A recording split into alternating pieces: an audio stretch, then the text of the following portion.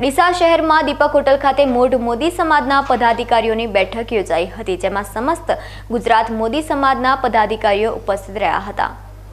ડીસા મોઢ મોદી સમાજના યુવાનો સાથે હોટલ દીપકમાં બેઠક યોજાઈ હતી અને બેઠકમાં ડીસા મોદી સમાજના યુવાનો મોટી સંખ્યામાં ઉપસ્થિત રહ્યા હતા અને સમાજ માટે કંઈક નવું કરવાની જરૂર છે અને સમાજનું નવું નિર્માણ કરવાની જરૂર છે, એટલે સમાજમાં સુધારા તરફી વલણ કરવું જોઈએ અને મોદી સમાજના વિવિધ ઘટકો ગુજરાતમાં આવેલ છે, જેની ભણતરને દરેક સમાજમાં અગ્રિમતા આપવામાં આવે છે।